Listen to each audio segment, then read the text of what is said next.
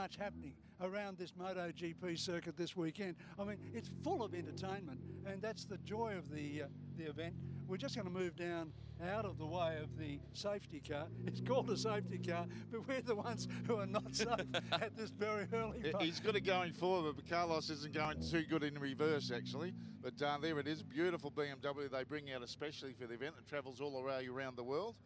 And he'll be safety back there in his car spot there as well. Now, we're standing down here in glorious sunshine, but buried in some dark hole of a booth somewhere are our central commentators. And this year, it's Phil Harlem, backed up by the man we're calling J-Mac, Jamie McLean. Thanks very much, John. And yes, getting ready for the first qualifying session, or first practice session for the historic guys this morning.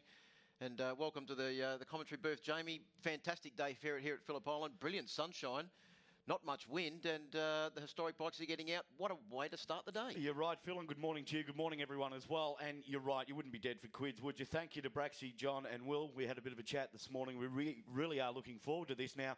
Like Braxy touched on earlier, Phil, you, myself, and Braxy wandered through the historical pit, and there's a Katana, Suzuki Katana there that looks like it is literally rolled off the showroom floor. That's how much. Braxy made a perfect point, Jamie, when he said that those bikes are actually looking better than they did when they rolled off the showroom floor 30 years ago. There's, in fact, quite a few Katanas have started to make their way into the historic pits over the last couple of years. Steve Martin raced one with great success here at the Island Classic earlier on this year. Robbie Phillips has since debuted his one. Yep. The look on his face, Jamie, when he came in after his first session on that bike, the first time he rode it some meetings ago, and he said to me he was coming into the pits to make sure there wasn't oil over the rear tyre because the thing was just spinning up out of every corner. Then he realised it was because he had 160 plus rear wheel horsepower putting through a 4.5-inch rim with a slick tyre on it.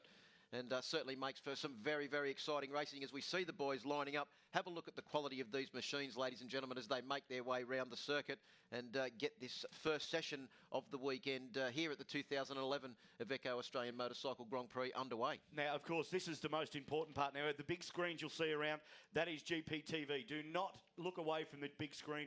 If you can't see any of the action, the big screen will capture it for you today and right across the weekend, as a matter of fact. Some of these bikes, as you can see, a fair bit of smoke, a lot of them are two-strokes. That two-stroke is fair. There's a couple of TZ750s out there, Braxy.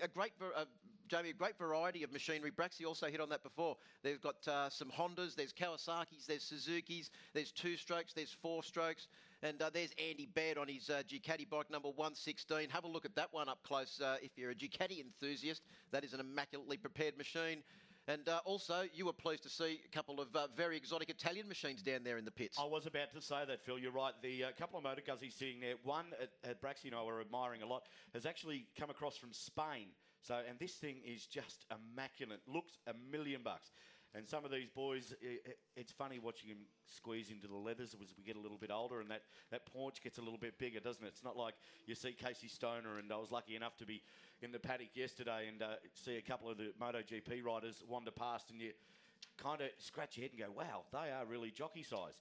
Then you see the good old boys out here on the historicals, and some of them, I think, the leathers may be just getting a little stretched around the seams. Yeah, but what is good to see, Braxy, is that not only are some of the bikes starting to get on in age, just goes to show you that once you start to get on in age, you don't necessarily slow down all that much.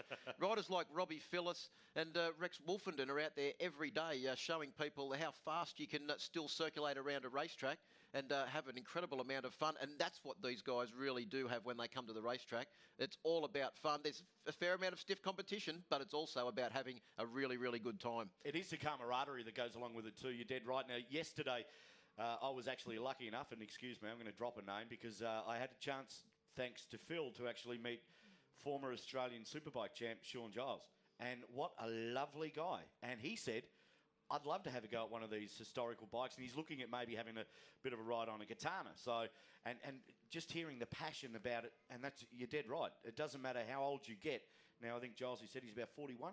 Doesn't matter how old you get. It's all about going, how much fun you can have on two wheels. But you saw the excitement on his face, Jamie, when he was talking about the bike that the boys from South Australia that built the bike that Steve Martin raced in the Island Classic this year, 175 rear wheel horsepower out of a Suzuki Katana. The look on Giles's face as he was telling us about the sister bike that they've built for him was unbelievable. Can't wait to see the 3 times Australian Superbike champion out here at the Island Classic later on. But look at that bike number 91. That's Victorian Peter West aboard his Kawasaki H2R. A lot of Kawasaki fans here this weekend, even though there's no bikes racing in MotoGP. Well, there's a blast from the MotoGP past. There's a big Kawasaki fan sitting beside me, as a matter of fact. Now, the boys, as you see, as they come down Gardner Straight, they're not mucking about. It's full noise all the way down, isn't it? Well, when you got guys like Robbie Phillips and Cameron Donald, and we'll talk about the bike that Cameron Donald's on in just a moment. But Albert Tehenepe, no surprise to see the proprietor of Sharp Tune Kawasaki up there at bike number 8. And he's always going very, very quickly. Also, Peter Mizzi on bike number 24. Scotty Webster always rises to the challenge at these big meetings. And I wouldn't be surprised to see bike number 76 up there and battling for the lead throughout this weekend. Jamie, the other thing about Scotty Webster's bike is being that Moto Martin Kawasaki, the French endurance racing machine from the 80s, it's very much more suited to the big, fast-flowing lines here at Phillip Island than some of the tighter, more technical tracks that we find at other places in Australia. And that's probably also one of the reasons why Scotty also rises to the occasion on the big events. Of course, the Kawasaki's, they all have that wonderful sound as well. Oh, look at this.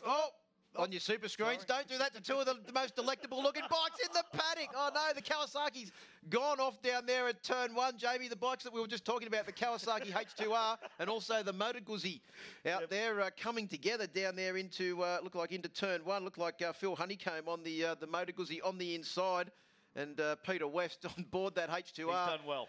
Geez, he's done a bit of dirt tracking there. He might get a gig in the Speedway World Championship after an effort like that.